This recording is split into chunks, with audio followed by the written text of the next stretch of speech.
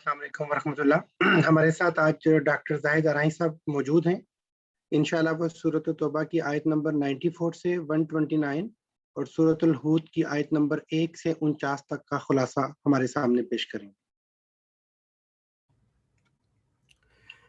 الحمدللہ کفا وسلام علی عبادہ الذین اصطفیٰ،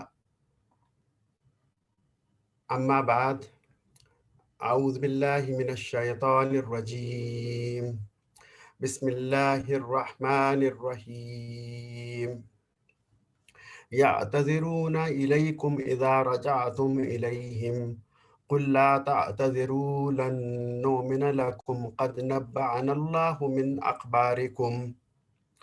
اور جب پلٹ کر ان کے پاس پہنچو گے تو یہ طرح طرح کے عذرات پیش کریں گے، مگر تم صاف کہہ دینا کہ بہانے نہ کرو، ہم تمہاری کسی بات کا اعتبار نہ کریں گے، اللہ نے ہم کو تمہارے حالات بتا دیے ہیں۔ معزز بھائیوں، دوستوں اور بزرگوں، آج ہم قرآن پاک کے جس حصے کا مطالعہ کریں گے وہ سورہ توبہ کا آخری حصہ جو کل باقی رہ گیا تھا 94 آیات سے آنورڈ، سورہ یونس اور سورہ ہود کی پہلی 49 آیات ہوں گی۔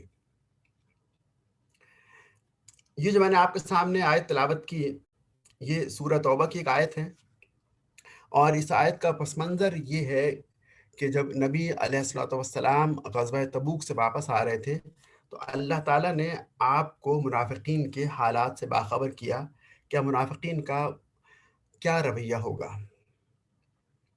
عزیز بھائیوں، غزوہ تبوک کا یہ پورا واقعہ اور اس سے حاصل سبق سورہ توبہ میں زیر بحث آئے، تو اس لحاظ سے سورہ توبہ بہت اہم ہے کہ غزوہ تبوک کے اسباق ہمیں یہاں بتائے گئے۔ غزوہ تبوک کیوں پیش آیا، اس کی وجہ کیا تھی؟ 8 ہجری میں جب مکہ فتح ہو گیا تو قیصر روم کو یہ خطرہ ہوا کہ ایسا نہ ہو کہ اب یہ اسلام جزیرہ نما عرب سے نکل کر ہمارے ہاں پہنچ جائے، اس سے پہلے کہ یہ مدینہ سے اور عرب سے ایکسپورٹ ہو، اسے وہیں پر ختم کر دیا جائے، کچل دیا جائے۔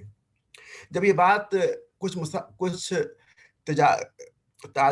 تاجر حضرات کے ذریعے نبی علیہ الصلوۃ والسلام تک پہنچی، جو کہ زیتون کا تیل بیچنے کے لیے مدینہ آئے تھے، کہ قیصر روم پر آپ پر حملہ کرنے والے ہیں، تو آپ نے اس سے پہلے کہ وہ حملہ کرتا پری ایمپٹیو طور پر لشکر تیار کیا اور قیصر روم کے مقابلے کے لیے تبوک کی جانب روانہ ہوئے۔ قیصر روم مسلمانوں کی ریاست کو کیوں ختم کرنا چاہتا تھا؟ اس کی وجہ یہ تھی کہ اسلام کا یہیں پر جو ہے نا وہ خاتمہ کر دیا جائے، اور رسول اکرم صلی اللہ علیہ وسلم نے اس موقع پر عام نفیر دی کہ تمام لوگوں پر جہاد فرض ہے۔ اور یہ جہاد کیوں فرض کیا گیا کہ جب اسلامی ریاست قائم ہو جائے تو اسلامی ریاست کے دفاع میں لڑنے کے لیے جہاد فرض ہو جاتا ہے، بالکل اس طرح جس طرح اسلامی ریاست قائم کرنے کے لیے کوشش فرض ہوتی ہے۔ غزوہ تبوک ہوا، آپ تبوک پہنچے، جنگ نہیں ہوئی، آپ وہاں سے واپس آ گئے۔ جب آپ غزوہ تبوک گئے اور واپس آئے تو اس زمانے میں جو مدینے کے جو ساکنین تھے، جو لوگ تھے، وہ 4 حصوں میں بٹ گئے۔ ایک حصہ مخلصین کا تھا، انہیں شروع میں تردد ہوا کیونکہ سفر طویل تھا، موسم سخت گرم تھا، فصل پکنے والی تھی جو کہ ان کے پورے 1 سال کی معاش کا انتظام جس سے ہوتا تھا، اس لیے شروع میں تردد ہوا، لیکن پھر انہیں اطمینان ہو گیا اور وہ آپ کے ساتھ جانے کے لیے تیار ہو گئے۔ دوسری وہ کیٹیگری تھی جو کہ مخلص تھی لیکن سستی کا شکار ہو گئے، یہ 10 افراد تھے جن کا آج ہم تفصیل سے ذکر پڑھیں گے۔ تیسرے وہ لوگ جو کہ معذور تھے، وہ اس وجہ سے نہیں جا سکے کہ ان کے پاس سواری نہیں تھی یا آمد و رفت کے اخراجات نہیں تھے۔ اور چوتھے وہ منافقین تھے 72 کے قریب، جو کہ بغیر کسی وجہ سے اس جنگ میں شریک نہیں ہوئے تھے۔ جو پہلی کیٹیگری ہے مخلصین کا، ان کا ذکر تو کل ہم نے تفصیل سے پڑھا۔ آج جن 10 افراد کا ہم ذکر پڑھیں گے ان میں جو 7 افراد ایسے تھے جن کے پاس نہ جانے کا کوئی ریزن نہیں تھا اور اپنی سستی اور اپنے کاروبار کی بنا پر نہیں جا سکے تھے۔ جب حضور واپس آئے تو انہوں نے حضرت ابو لبابہ رضی اللہ تعالیٰ عنہ اور ان کے 6 ساتھیوں نے اپنے آپ کو مسجد میں ستون سے باندھ دیا اور کہا کہ جب تک ہماری توبہ قبول نہیں ہوگی اس وقت تک جو ہے وہ ہم اپنے آپ کو یہاں سے نہیں کھولیں گے۔ گویا انہوں نے علل اعلان اپنے گناہ کبیرہ کا اعتراف کیا اور اپنے آپ کو سزا کے طور پر باندھ دیا۔ جس جگہ باندھا تھا حضرت لبابہ نے، وہ ستون آج بھی قائم ہے ریاض الجنہ کے پاس، اور اس کا نام استوانِ لبابہ لکھا ہوا ہے وہاں پر۔ تو اللہ تعالیٰ فرماتے ہیں کہ چونکہ انہوں نے علل اعلان اپنے گناہ کا اعتراف کیا تھا تو اللہ تعالیٰ نے ان 7 افراد کو دیا۔ لیکن جو 3 اور مخلص صحابہ تھے جو نہیں جا سکے تھے، ان کے معاملے کو ٹال دیا گیا۔ ان 3 افراد میں کعب بن مالک تھے، مرارہ بن ربیہ تھے، اور حلال بن امیہ رضوان اللہ علیہم اجمعین تھے۔ ان میں 2 صحابی تو وہ تھے جو کہ بدر میں شریک ہوئے تھے، اور بدر کے صحابہ کا بڑا مقام ہے، اور ایک ان میں سے ایسے تھے جو کہ بدر میں شریک نہیں ہوئے تھے۔ شریک نہ ہونے کی وجوہات کیا تھیں؟ ایک کا کاروبار بہت پھیلا ہوا تھا، کاروبار کو سمیٹ نہیں سکے اس لیے جا نہیں سکے، اور دوسرے 2 افراد کی فیملی بہت بڑی تھی اور دور دراز سے ان کے ریلیٹو ملنے کے لیے آئے ہوئے تھے، تو یہ فیملی ان کی کمبائن ہوئی تھی، اس وجہ سے وہ نہیں جا سکے تھے۔ یہ کوئی بہت بڑے جو ہے نا وہ ریزنس نہیں تھے، لیکن اس کے باوجود جو ہے وہ انہیں سزا کے طور پر ان کا سوشل بائیکاٹ کیا گیا۔ اللہ تعالیٰ نے ان کے معاملے کو، ان 3 افراد کے معاملے کو 50 دن کے لیے مؤخر کر دیا، ان سے بول چال بند ہو گئی۔ ایک کعب بن مالک کہتے ہیں کہ باقی 2 افراد تو بوڑھے تھے، لیکن میں جوان تھا، میں مسجد میں جاتا، بازاروں میں جاتا، لیکن مجھ سے کوئی کلام نہیں کرتا، میرے سوال کا کوئی جواب نہیں دیتا۔ ایک مرتبہ میں نے اپنے بچپن کا دوست ابو قتادہ رضی اللہ تعالیٰ عنہ کے پاس سے پوچھا کہ کیا میں اللہ اور اس کے رسول سے محبت نہیں کرتا؟ تو انہوں نے جواب دیا کہ اللہ اور اس کے رسول ہی بہتر جانتے ہیں۔ یہ سن کر ان کی آنکھوں میں آنسو آ گئے۔ اس دوران جبکہ یہ معاملہ چل رہا تھا سوشل بائیکاٹ کا، تو شاہ غسان کا خط بھی آ گیا کہ انہوں نے کہا کہ تمہارے آقا نے تمہاری صحیح قدر نہیں کی، تم ہمارے پاس چلے آؤ، ہم تمہیں یہاں پر اعلیٰ مناصب اور مرتبے دیں گے۔ یہ سن کر انہوں نے، یہ پڑھ کر شاہ غسان کا جو کہ قیصر روم کے زیر تحت تھا، خط تندور میں ڈال کے جلا دیا اور کہا کہ اپنے بادشاہ سے جا کے کہہ دو کہ یہ میرا جواب ہے۔ یہ سوشل بائیکاٹ چلتا رہا۔ 40 دن کے بعد کہا گیا کہ اپنی بیویوں کو میکے بھیج دو، بیویوں کو میکے بھیج دیا گیا۔ یہ بائیکاٹ 50 دن تک رہا۔ 50ویں دن رسول اکرم صلی اللہ علیہ وسلم تہجد کے نماز پڑھ رہے تھے کہ یہ آیت ان کے بارے میں نازل ہوئی جس میں ان کی بارات کا، ان کی موت کو مطلع فرما دیجیے۔ آپ نے کہا نہیں، فجر کی نماز کے بعد، فجر کی نماز کے بعد آپ نے آیات سنائی، اور یہ خوشخبری صحابہ دوڑے سب سے آگے، ابوبکر عمر خوشخبری پہنچانے کے لیے اپنے 3 بھائیوں تک آپس سے مقابلہ کر رہے تھے۔ ابوبکر زیادہ عمر کے تھے اور عمر رضی اللہ تعالیٰ عنہ جوان تھے، وہ آگے نکل گئے۔ جب ابوبکر نے دیکھا کہ عمر مجھ سے پہلے ان بھائیوں تک یہ خوشخبری پہنچا دیں گے، تو ابوبکر نے وہیں سے زور سے کہا کہ اللہ تعالیٰ نے تمہاری معافی قبول کر لی۔ اس سے اندازہ ہوتا ہے کہ کتنا مقابلہ تھا خوشی اپنے بھائیوں تک پہنچانے کا اور نیکی کے کام میں آگے نکلنے کا۔ اس 50 دن کے بائیکاٹ میں سے سبق ہمارے لیے نکلتا ہے کہ اطاعت امیر رسول اکرم صلی اللہ علیہ وسلم کی باتوں کی پابندی، جو آپ نے کہہ دیا اس کے بعد پھر جو ہے نا وہ کسی نے اس کی مخالفت نہیں کی، اور کوئی ایک واقعہ بھی ان 50 دنوں میں ایسا نہیں ملتا کہ کسی نے رسول اکرم صلی اللہ علیہ وسلم کے حکم کی نافرمانی کی ہو۔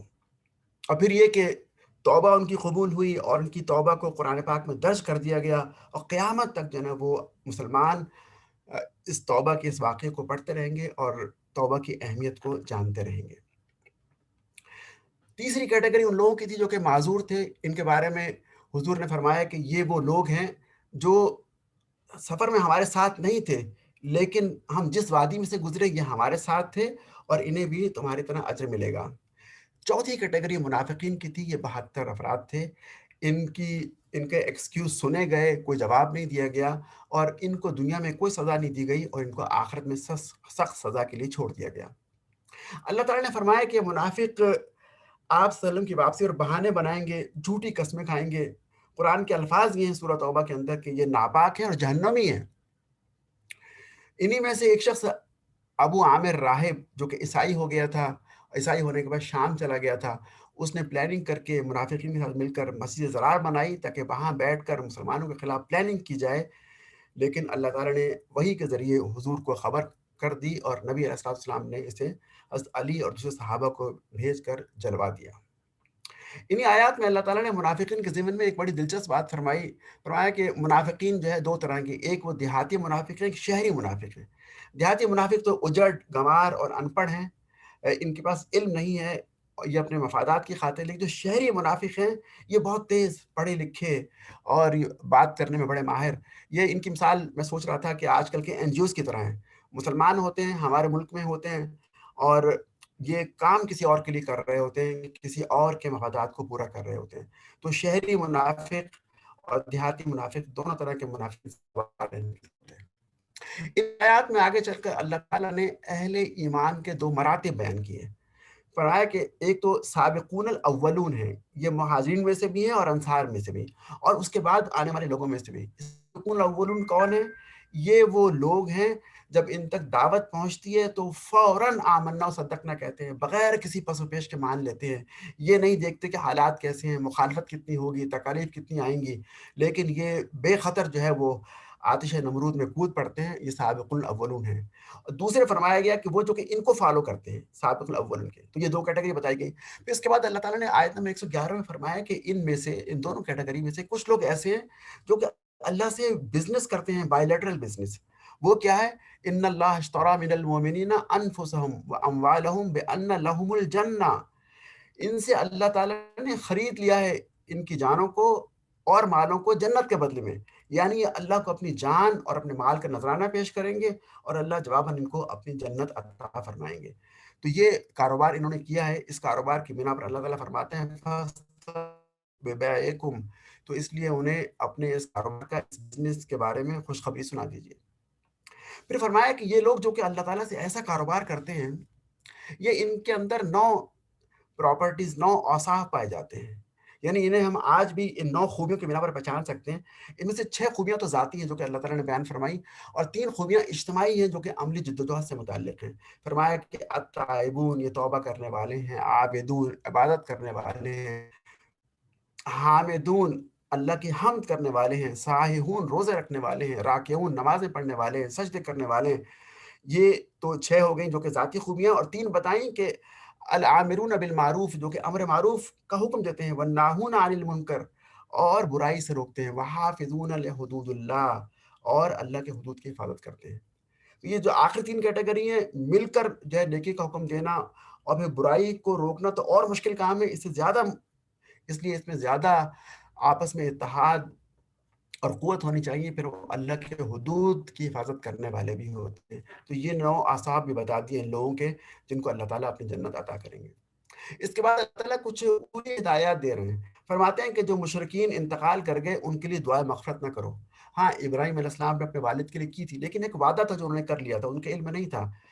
جب تک مشرک زندہ ہے اس کے لیے دعا کی جا سکتی ہے، لیکن مرنے کے بعد اس کے لیے دعائے مغفرت کی اجازت نہیں ہے۔ پھر اللہ تعالیٰ نے فرمایا کہ یا ایھا الذین آمنوا اتقوا اللہ وکونوا مع الصادقین، اے لوگوں جو ایمان لائے ہو، اللہ سے ڈرو، اللہ کا تقوی اختیار کرو اور سچے لوگوں کے ساتھ ہو جاؤ۔ سچے لوگ کون ہیں؟ جو حق کا ساتھ دیتے ہیں، جو حق کی خاطر جدوجہد کرتے ہیں۔ تو یہاں گویا بتایا جا رہا ہے کہ جو سچے لوگوں کا گروہ ہے، جو ان کی جماعت ہے، ان کے ساتھ مل کر رہو۔ یہ انسان کو یہاں پر اچھے لوگوں کی جماعت کے ساتھ رہنے کا حکم دیا گیا۔ پھر اگلی آیات میں اللہ تعالیٰ علم کی فضیلت بیان کرتے ہیں کہ علم کی بڑی اہمیت ہے، لیکن چونکہ انسانوں کی مختلف کیٹیگریز ہیں، کچھ زیادہ مصروف ہوتے ہیں، کچھ کم، کچھ زیادہ ذہین اور کچھ کم ذہین ہوتے ہیں۔ فرمایا کہ یہ ممکن نہیں ہے کہ سارے کے سارے اہل ایمان نکل آئیں اور وہ علم گہرائی تک حاصل کریں، دین میں سمجھ پیدا کریں، تو یہ تو ممکن نہیں ہے۔ تو کیوں نہ ایسا ہو کہ کچھ لوگ ہر بستی میں سے نکل آئیں، وہ اپنے وہ دین کے اندر جو ہے وہ ایکسیلنس پیدا کریں، دین کے اندر جو ہے وہ ایکسل ہو جائیں، اور واپس جا کر اپنے علاقے کے باشندوں کو دین پڑھائیں، خبردار کریں تاکہ وہ نافرمانی سے بچیں۔ تو اس سے یہ معلوم ہوا کہ جو انسان کا ایمان بڑھتا ہے وہ دین کے علم سے بڑھتا ہے، وہ قرآن سے بڑھتا ہے، وہ صحبت صالحین سے بڑھتا ہے، اور جب علم آتا ہے انسان کے پاس صحیح علم تو اس سے نفاق بھی کم ہوتا ہے۔ تو یہ علم کی اہمیت بتائی گئی۔ پھر سورہ مبارکہ کے آخر میں اللہ تعالیٰ نے نبی اکرم صلی اللہ علیہ وسلم کی تعریف فرمائی، بڑے اچھے الفاظ میں فرمایا کہ لقد جاءکم رسول من انفسکم، کہ دیکھو تمہارے پاس ایک رسول آیا جو تم میں سے ہی ہے، تم ہی میں سے ہے، عزیز علیہ ما عنتم، تمہارا نقصان میں پڑنا اس پر بہت شاق گزرتا ہے، اس پر تکلیف پہنچتی ہے، صلی اللہ علیہ وسلم، حریص علیکم بالمؤمنین رؤوف الرحیم، اور تمہاری فلاح کا، تمہارے فائدے کا وہ حریص ہے اور ایمان لانے والوں کے لیے وہ شفیق اور رحیم ہے۔ یہ رسول اللہ صلی اللہ علیہ وسلم کی ایک یہاں پر خصوصیت اللہ تعالیٰ نے آخر میں بیان فرمائی۔ یہاں پر سورہ توبہ کا خاتمہ ہوتا ہے، مکمل ہوتی ہے۔ تو آج کا حصہ ہم نے جس کی تلاوت سنی اور جس کا ہم نے خلاصہ سنا، اس میں اللہ تعالیٰ نے غزوہ تبوک میں جانے والے مخلصین اور پیچھے رہ جانے والے منافقین کے کردار کا جائزہ لیا ہے۔ بتایا مخلصین تو وہ کہ جو سب کچھ چھوڑ چھاڑ کر اللہ کے رسول کی بات پر آمنا اور صدقنا کہتے ہوئے گرمی کے شدید موسم میں تبوک کی جانب چلے گئے۔ منافقین وہ تھے جو کہ عورتوں کی طرح پیچھے رہ گئے، اور پھر دونوں کو جو انہیں سزا اور جزا ملے گی اس کا بھی ذکر کیا گیا۔ پھر انہی آیات میں اللہ تعالیٰ نے توبہ کی فضیلت بیان کی۔ جو مومن ہے اس سے گناہ ہو جائے گا، جب گناہ ہو جائے تو فوراً پلٹ آئے، توبہ کر لے، اور توبہ اللہ تعالیٰ قبول کر کے اس کے گناہوں کو زیرو پہ لے جائیں گے۔ تو یہاں توبہ کا ذکر کرنے کا ایک فائدہ یہ ہوا کہ قیامت تک یہ لوگ پڑھتے رہیں گے کہ توبہ ایسا عمل ہے جس سے اللہ تعالیٰ خوش ہوتے ہیں اور جو ہے اللہ تعالیٰ اپنی جنتوں میں داخل کرتے ہیں۔ اس کے بعد اگلی سورہ جو آج تلاوت کی گئی وہ سورہ یونس ہے۔ سورہ یونس مکی صورت ہے۔ اس صورت میں 4 چیزوں پر زور دیا گیا۔ ایک تو عقیدہ توحید و آخرت، بار بار پلٹ پلٹ کر اس موضوع کو بیان کیا گیا، اور پھر ماننے والے اور نہ ماننے والے لوگوں کے کردار کا موازنہ بھی کیا گیا۔ اس سورہ میں رسول اکرم صلی اللہ علیہ وسلم کی صداقت کے دلائل بھی دیے گئے، قرآن کے معجزہ ہونے کا بیان کیا گیا، اور پھر حق و باطل کی مارکہ آرائی کا ذکر کیا گیا، حق و باطل کی آپس میں کشمکش۔ سورہ یونس سے جو صورتوں کا گروپ شروع ہوتا ہے سورہ النور تک، ان تمام صورتوں میں حق و باطل کی کشمکش کا ذکر ہے، یعنی دعوت دی جائے گی، مخالفت ہوگی، کیا تو یہ اس کا ذکر اس سورہ میں تفصیل سے کیا گیا ہے۔ عزیز بھائیوں، ہمارا بنیادی کام اس دنیا میں اللہ تعالیٰ کی دعوت کو لوگوں تک پہنچانا ہے۔ ہم دائی ہیں، ہم دائی حق ہیں، اور ہمیں اس صورت میں بتایا گیا ہے کہ ہمیں یہ دعوت کن دلائل کی بنیاد پہ دینی ہے۔ دعوت دی جائے گی تو کس طرح کے دلائل دیے جائیں گے، کیا بات کی جائے گی۔ اس سلسلے میں پہلی اصولی بات تو یہ بتائی گئی کہ قرآن جو ہے وہ دعوت دینے والے کا بنیادی ہتھیار ہے۔ ٹول قرآن ہی ہے، قرآن ہی کے ذریعے دعوت ہوگی، درس قرآن ہو یا قرآن کی کسی اور لحاظ سے تعلیم ہو، تو قرآن جو ہے وہ ہمارا اصل ٹول ہے۔ اور اس کے بعد پھر اللہ تعالیٰ نے آفاقی دلائل دیے ہیں، کچھ نفسیاتی دلائل دیے ہیں، کچھ انفسی دلائل دیے ہیں، اور قرآن کے برحق ہونے کا دلائل۔ تو یہ 4 طرح کے دلائل جو ہے وہ ہر شخص کو جو کہ دعوت کا کام کرے گا اسے اپنی گفتگو میں استعمال کرنا ہوں گے۔ تو اس کا الف لام را تلک آیات الکتاب الحکیم، الف لام را حروف مقطعات ہیں، یہ اس کتاب کی آیات ہیں جو حکمت دانش سے لبریز ہیں۔ اس سے قرآن کی اہمیت کا اندازہ ہوتا ہے۔ پھر اگلی آیت میں فرمایا کہ کیا لوگوں کو تعجب ہوا کہ ہم نے انہی میں سے ایک شخص کو وحی بھیجی کہ لوگوں کو اللہ کا پیغام پہنچاؤ، لوگوں کو ڈر سناؤ، اور ایمان لانے والوں کو خوشخبری دے دو کہ ان کے پروردگار کے ہاں ماننے والوں کا بڑا درجہ ہے، یعنی دعوت کو قبول کرنے والوں کو بڑا اجر ملے گا۔ اور یہ شخص جو شخص دعوت پہنچا رہا ہے صلی اللہ علیہ وسلم، اس شخص کی نسبت کے بارے میں کافر کہتے ہیں یہ سری جادو ہے۔ کتنی عجیب بات ہے کہ اتنی اچھی، اتنی عمدہ پاکیزہ دعوت دینے والوں کو یہ لوگ جادوگر کہتے ہیں۔ یہ اس پہ جو ہے وہ حیرت کا اظہار کیا گیا۔ اب اس کے بعد اللہ تعالیٰ نے آفاقی دلائل دیے۔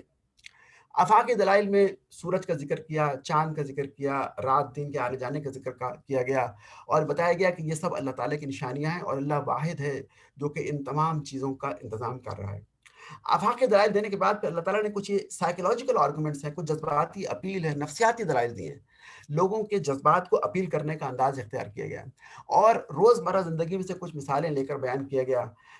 بتایا گیا کہ جب انسان زندگی گزار رہا ہوتا ہے اور بالکل خوش و خرم ہوتا ہے، اچانک مصیبت آ جاتی ہے، مصیبت آتی ہے، وہ مشکلات کا شکار ہو جاتا ہے، سارے سہارے ٹوٹ جاتے ہیں۔ جب سارے سہارے ٹوٹتے ہیں تو اس سے پہلے تو انسان اللہ کو یاد نہیں کر رہا ہوتا ہے، لیکن اس کا رویہ بدل جاتا ہے۔ جب اس کی کشتی مجدار میں پھنس جاتی ہے، موت آنکھوں کے سامنے نظر آتی ہے،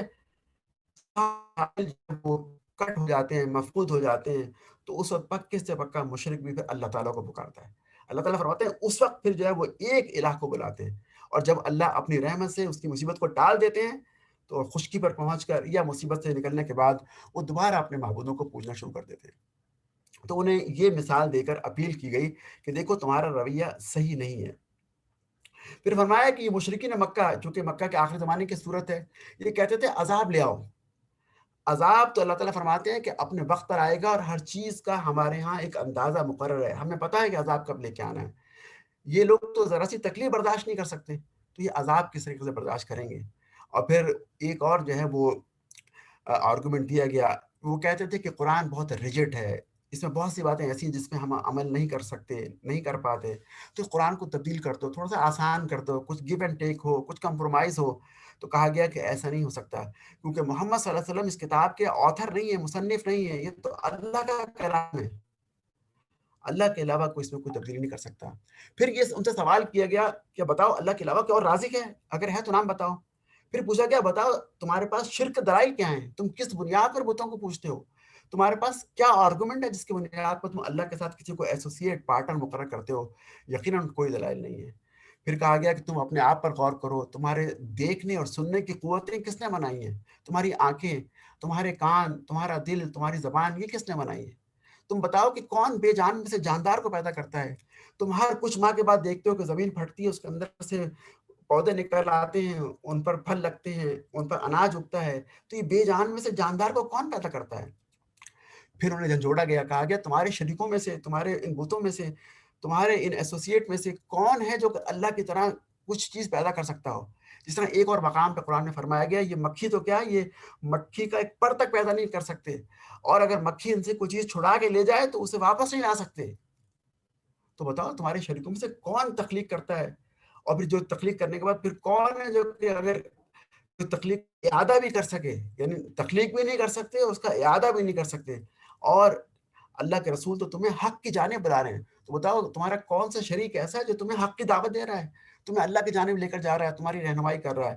ظاہر ہے ان سوالوں کا ان کے پاس کوئی جواب نہیں تھا، یہ بایولوجیکل آرگومنٹس تھے جو ان کے اپنے جسم میں سے جو دلائل جو ہے نا وہ بنتے تھے وہ دیے گئے۔ پھر اللہ تعالیٰ نے قرآن کے برحق ہونے کا دلائل دیے، اور ہر دائی حق کو یہ دلائل بھی اپنے سامنے رکھنے چاہیے۔ وہ دلائل کہتے ہیں، مشرکین کہتے تھے کہ یہ کتاب انسان کا کلام ہے، یہ محمد صلی اللہ علیہ وسلم نے خود لکھ لی ہے، اس لیے وہ کہتے ہیں کوئی اور کتاب لے آؤ۔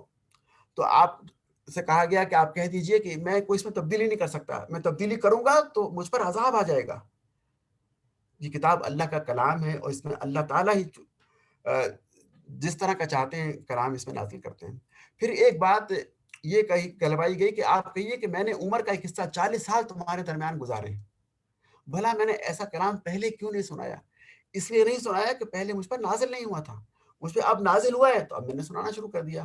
میں اپنے پاس سے نہیں بولتا، میں تو اللہ تعالیٰ کی جانب سے نازل کیے کلام کو تم لوگوں تک پہنچاتا ہوں۔ پھر یہ کہا گیا کہ تم اس جیسی ایک صورت لکھ لاؤ، اگر تم سچے ہو، تم سمجھتے ہو کہ کتاب جو ہے وہ انسان کا کلام ہے، تو ایسی صورت تم بھی بنا لاؤ، اور وہ ختم جو ہے وہ نہیں بنا سکے۔ پھر قرآن کی کچھ خصوصیات بتائی گئی کہ قرآن صرف اللہ کا کلام ہی نہیں ہے بلکہ یہ شفا بھی ہے۔ شفا کس کے لیے؟ لما فی الصدور، جو دل کی، جو سینے کی برائیاں، جو غیبت، چغلی، حسد، غرور، تکبر، یہ ان امراض کا علاج ہے۔ وَهُدًى وَرَحْمَةٌ لِّلْمُؤْمِنِينَ، اور یہ ہدایت ہے مسلمانوں کے لیے، اور مومنین کے لیے رحمت ہے کہ وہ رحمت کی امید دلاتا ہے۔ پھر ایک اور بڑی بڑی اہم بات اللہ تعالیٰ نے سورہ یونس میں قرآن کے بارے میں فرمائی، فرمایا کہ لوگ دنیا میں خزانے جمع کرتے ہیں، مال و دولت جمع کرتے ہیں، بڑے بڑے مکان بناتے ہیں، بینک بیلنس کے بعد خوش ہوتے ہیں۔ فرمایا کہ خوشی کا یہ سبب نہیں ہونا چاہیے، بلکہ خوشی تو فَلْيَفْرَحُوا، ان کو خوش ہونا چاہیے اس پر، ہوا خیر مما یجمعون، اس قرآن پر جو ہم نے نازل کیا ہے، یہ ان تمام چیزوں سے بہتر ہے جنہیں یہ لوگ جمع کرتے ہیں۔ تو دنیا کے تمام خزانوں سے بہتر خزانہ ہے۔ اس لیے آپ نے فرمایا کہ جس کو اللہ تعالیٰ نے قرآن کی نعمت دی، قرآن کا علم دیا، قرآن کی فکر دی، وہ تمام جو ہے دنیا کی نعمتوں سے پھر وہ بے نیاز ہو جاتا ہے۔ اس کے بعد اللہ تعالیٰ نے ہسٹوریکل آرگومنٹ کو، تاریخی دلائل دیے ہیں، کفار مکہ کو سمجھانے کے لیے کچھ ایمان افروز واقعات بتائے جن سے وہ واقف تھے۔ اس میں خاص طور پر نوح علیہ السلام کا اور موسیٰ علیہ السلام کا ذکر کیا گیا، اور بتایا گیا کہ یہ انبیاء نے جد و جہد کی اللہ کے راستے میں، قوم کو اللہ کا پیغام پہنچایا، لیکن قوم اپنی ہٹ دھرمی پہ قائم رہی، قبول کر کے نہیں دیا۔ ان کے قبول نہ کرنے کے بنا پر اللہ تعالیٰ کی پکڑ آ گئی، اور اسی پکڑ کا ذکر کیا گیا۔ گویا اس صورت میں نوح علیہ السلام اور موسیٰ علیہ السلام کی جو جتنی بھی جو تاریخ ہے، جو واقع، ان میں ان کے آخری پہلو کا، چونکہ مکہ کے آخری زمانے کی صورت ہے، اور اب جناب فیصلہ کن جناب وہ چیزیں ہونے والی ہیں، انہیں بتایا گیا کہ جس طرح ان کے یہاں فیصلہ ہوا تھا آخر میں آ کر نوح علیہ السلام اور موسیٰ علیہ السلام، اب وہی مقام تمہارا آپ پہنچا ہے۔ اگر تم دعوت نہیں مانو گے تو بالکل جو ہے وہ جس طرح نوح علیہ السلام کی قوم کو اور موسیٰ علیہ السلام کی قوم کو تباہ کر دیا گیا، تمہیں بھی تباہ کر دیا جائے گا۔ تو یہی چیز یہاں بتائی گئی کہ نوح علیہ السلام فرماتے ہیں کہ اگر میرا اللہ کی آیات سنا سنا کر تمہیں بیدار کرنا تمہارے لیے ناقابل برداشت ہو گیا ہے، تو اپنے تمام شریکوں کو ساتھ ملا کر سوچ سمجھ کر میرے خلاف پلان کر لو، مجھے موقع نہ دو۔ اب ان قوم نے اس بات کا جواب تو نہ دیا، لیکن اپنی تکذیب پہ اڑی رہی۔ نتیجن قرآن کہتا ہے کہ پھر ہم نے انہیں غرق کر دیا۔ موسیٰ علیہ السلام کے قصے میں یہاں پر 3 اہم باتیں جو ہے نا وہ ہمارے لیے غور کرنے کی ہیں۔ ایک تو یہ کہ ان پر قرآن کہتا ہے کہ ایمان لانے والے چند نوجوان تھے۔ معلوم ہوا کہ نوجوان ہی جلدی تبدیلی قبول کرتے ہیں، اور وہی کسی تبدیلی لانے والی جماعت کا ہراول دستے کا ہراول دستہ ہوتے ہیں۔ اور یہ اس کی مثال ہم دیکھتے ہیں کہ حضور اکرم صلی اللہ علیہ وسلم کی گرد بھی اکثریت نوجوانوں کی تھی، اور وہی پہلے ایمان لائے تھے اور وہ آگے تھے۔ پھر فرمایا کہ اللہ تعالیٰ نے فرعون کو غرق کر کے اس کے جسم کو عبرت کے طور پر محفوظ کر لیا، تاکہ قیامت تک آنے والے لوگوں کے لیے مثال رہے، لوگ اس واقعے کا انکار نہ کر سکیں۔ اور پھر یہ کہ نماز کا حکم دیا گیا، ہم نے موسیٰ علیہ السلام اس کے بھائی کو حکم دیا کہ وہ نماز باجماعت کا اہتمام کریں۔ تو یہ 3 چیزیں ان کے قصے میں قرآن نے اس مقام پر جو ہے نا وہ ہائی لائٹ کی۔ اور پھر فرمایا کہ جب طویل محنت کے بعد قوم نے نہیں مانا تو موسیٰ علیہ السلام نے بد دعا کی، اس کی بد دعا کے بعد اللہ تعالیٰ نے فرعونیوں کو غرق کر دیا۔ نوح اور موسیٰ علیہ السلام کے قصوں میں مکہ والوں کے لیے 4 باتیں جو ہے نا وہ ذہن نشین کرانا مطلوب ہیں۔ ایک تو انہیں کہا گیا کہ جو تمہارا طرز عمل نبی علیہ الصلوۃ والسلام کے ساتھ ہے، اس سے ملتا جلتا سلوک تمہارے پیش رو ان 2 نبیوں کے ساتھ کر چکے ہیں، پھر دیکھ لو ان کی قوم کا کیا انجام ہوا، ایسا ہو کہ تمہارا بھی وہی انجام ہو۔ دوسری بات یہ بتائی گئی کہ آخری لمحے پر جس طرح فرعون نے جو ہے وہ ایمان لانے کی کوشش کی، تو کہا کہ آخری لمحے پر توبہ قبول نہیں کی جائے گی، عذاب دیکھ کر توبہ، عذاب کے آثار نمودار ہونے کے بعد توبہ قبول نہیں کی جائے گی۔ پھر تسلی دی گئی حضور اکرم صلی اللہ علیہ وسلم اور صحابہ کرام کو کہ حالات ہمیشہ ایک جیسے نہیں رہتے، اس لیے محمد صلی اللہ علیہ وسلم کے ساتھ ہی مایوس نہ ہوں، انشاءاللہ یہ وقت بدلے گا اور اچھا وقت آئے گا۔ اب یہ جو کہا گیا کہ آخری لمحے پر توبہ قبول نہیں ہوتی، اسی کے فوراً بعد اللہ تعالیٰ نے ایک ایکسیپشن بیان کی۔ ہاں، یونس علیہ السلام کی قوم ایسی ہے جس قوم کی معافی قبول کی گئی، عذاب کے آثار نمودار ہونے کے بعد بادل آ گئے، عذاب آنے والا تھا، پوری قوم میدان میں آ گئی، استغفار کیا تو اللہ تعالیٰ نے عذاب ٹال دیا۔ کیوں ٹالا؟ اس لیے کہ یونس علیہ السلام عذاب کی خبر دینے کے بعد کہ 3 دن کے بعد عذاب آ جائے گا، اللہ کا حکم آنے سے پہلے ہی شہر کو چھوڑ کے چلے گئے تھے، تو یہ ان کا ڈیبٹ قوم کے حق میں کریڈٹ ہو گیا، اور اللہ تعالیٰ نے ان کو عذاب کے آثار نمودار ہونے کے بعد بھی معاف کر دیا۔ تو یہ جو عاشوری تھے، نینوا کی قوم تھے، ان کو اللہ تعالیٰ نے اس بنا پر معاف فرمایا۔ یہ ایک ایکسیپشن ہے، ورنہ اللہ تعالیٰ فرماتے ہیں کہ اس کے علاوہ اور کوئی ایکسیپشن نہیں ہے۔ جب انسان کی روح گلے میں آ جاتی ہے، مرنے کا وقت قریب ہوتا ہے، علامات ظاہر ہو جاتی ہیں، تو پھر استغفار اور توبہ قبول نہیں ہوتی۔ اب اللہ تعالیٰ سورہ یونس کے آخری حصے میں حضور اکرم صلی اللہ علیہ وسلم سے کچھ باتیں فرما رہے ہیں کہ اے نبی آپ کہہ دیجئے ان سے کہو کہ زمین اور آسمان میں جو کچھ ہے اسے آنکھیں کھول کر دیکھو، یعنی غور کرو، اس سے سبق حاصل کرنے کی کوشش کرو۔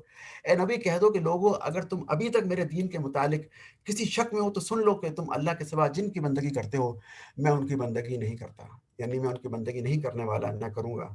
اور مجھ سے فرمایا گیا ہے کہ میں یکسو ہو کر اپنے آپ کو ٹھیک ٹھیک اس دین پر قائم رکھوں، یعنی شریعت ہم تک پہنچی ہے، یہ دراصل ہمارے لیے پیغام ہے جو ہم تک پہنچی ہے، ہم اس پر کاربند رہیں اور اس پہ ٹھیک ٹھیک عمل کریں جیسا کہ ہمیں عمل کرنے کا حکم دیا گیا ہے۔ پھر یہ کہ دعوت کے اس کام میں ہمارا فرض منصب یہ ہے، ہم بیسیکلی دائی ہیں، ہمیں دعوت کو آگے پہنچانا ہے۔ جب آگے پہنچائیں گے تو مشکلات ہوں گی، لوگ انکار بھی کریں گے اور مذاق بھی اڑائیں گے، مخالفت بھی ہوگی، تو پھر کیا ہوگا؟ پھر صبر کرنا پڑے گا۔ فرمایا جا رہا ہے کہ اے نبی تم اس ہدایت کی پیروی کیے جاؤ، تمہاری طرف جو بذریعہ وہی بھیجی جا رہی ہے، اور صبر کرو کہ یہاں تک اللہ فیصلہ کر دے، اور وہی بہترین فیصلہ کرنے والا ہے۔ یہاں پر سورہ یونس مکمل ہوئی۔ اس صورت میں اللہ تعالیٰ نے توحید اور آخرت کے دلائل بیان کیے، قرآن کی اہمیت بتائی، اور مسلمانوں کے فرض منصبی یعنی دعوت اور دائی کو تبلیغ میں کون سے دلائل استعمال کرنے چاہیے ان کا ذکر کیا، اور نوح علیہ السلام، موسیٰ اور یونس علیہ السلام کے زمانے کے آخری زمانے کے حالات بیان کیے گئے کہ آخر میں کیا انجام ہوا، ان کی قوموں کے ساتھ کیا کیا گیا۔ اور پھر زبان محمد صلی اللہ علیہ وسلم سے فیصلہ کن بات کہلوا دی گئی کہ دعوت حق پر کوئی کمپرومائز نہیں ہو سکتا، اس میں کوئی گیو اینڈ ٹیک نہیں ہوگا، دعوت انہیں جو کہ تو قبول کرنا پڑے گی۔ اس کے بعد اگلی سورہ سورہ ہود، جس کی آج 49 آیات تلاوت کی گئی، یہ بھی مکی صورت ہے اور اس کا مضمون بھی سورہ یونس سے ملتا جلتا ہے۔ حدیث میں آتا ہے کہ حضرت ابوبکر صدیق رضی اللہ تعالیٰ عنہ نے فرمایا کہ اے نبی صلی اللہ علیہ وسلم، میں دیکھتا ہوں کہ آپ بوڑھے ہوتے جا رہے ہیں، اس کی کیا وجہ ہے؟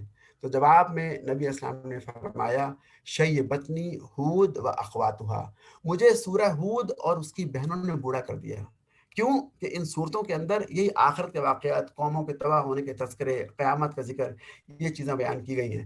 اس جب یہ سورہ ہود نازل ہوئی تو سورت اس وقت کیا تھی کہ کفار دعوت حق کو کچلنے کی کوشش کر رہے تھے اور اللہ کی جانب سے ان کو مسلسل خبردار کیا جا رہا تھا کہ دیکھو باز آ جاؤ ورنہ تم پر عذاب آ جائے گا۔ تو اس بیک گراؤنڈ میں یہ صورت نازل ہوئی تو اس وقت آپ کو اندیشہ ہوا کہیں ایسا نہ ہو کہ ان پہ عذاب آ جائے۔ اس غم میں آپ بوڑھے ہو رہے تھے اور آپ کی داڑھی میں سفید بال نظر آنا شروع ہو گئے تھے۔ اس سورہ ہود کے مباحث بھی سورہ یونس والے ہیں، فرق یہ کہ یہاں پر دعوت مختصر ہے، دلائل کم ہیں اور وعظ و نصیحت کا انداز زیادہ ہے، اور خبردار کرنے پر تنبیہ مفصل اور پرزور انداز میں کی گئی، خبردار کرنے پر زور دیا گیا ہے، اور خبردار کرنے کے لیے لوگوں کو عبرت دلانے کے لیے قوموں کے قصے بتائے گئے، اور ان قصوں میں یہ بات نمایاں کی گئی کہ اللہ جب معاملہ چکانے پر آتے ہیں تو پھر کوئی رعایت نہیں کی جاتی۔ سورت کے آغاز میں اللہ تعالیٰ نے اپنی نعمتوں کا ذکر کیا، جس سے انسان نہیں بلکہ تمام جانور اور زیرو فائدہ حاصل کر رہے ہیں۔ بتایا گیا کہ اللہ تعالیٰ انسان کو دو طرح سے آزماتا ہے، یا تو نعمتوں کی بارش کر کے یا نعمتوں سے محروم کر کے۔ کسی کو نعمتیں بہت ملتی ہیں تو آزمائش ہے، نعمتیں کم ملتی ہیں تو بھی آزمائش ہے۔ فرمایا کہ جو بندہ مومن ہے اس کا رویہ یہ ہوتا ہے کہ جسے نعمتیں پا کر وہ اتراتا نہیں ہے، وہ فخر و غرور کا شکار نہیں ہوتا بلکہ اللہ کا شکر ادا کرتا ہے، اور محرومی کی حالت میں شکوہ نہیں کرتا بلکہ صبر کا دامن پکڑ لیتا ہے۔ اور حدیث میں آتا ہے کہ بندے کے لیے یہ دونوں حالتیں باعث خیر ہیں۔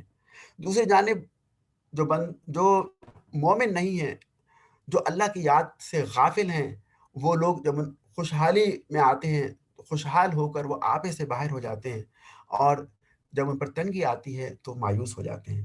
یہ دو رویے بتائے گئے۔ تو یہاں پر ہمارا آج کا یہ خلاصہ تراویح کا سلسلہ ختم ہوا۔ آج ہم نے سورہ توبہ کی آخری آیات، سورہ یونس مکمل اور سورہ ہود کی پہلی 49 آیات کا خلاصہ سنا۔ دعا ہے کہ اللہ تعالیٰ ہمیں قرآن کو پڑھنے، سمجھنے اور اس پر عمل کرنے کی توفیق عطا فرمائے۔ وآخر دعوانا ان الحمد للہ رب العالمین، وصلاۃ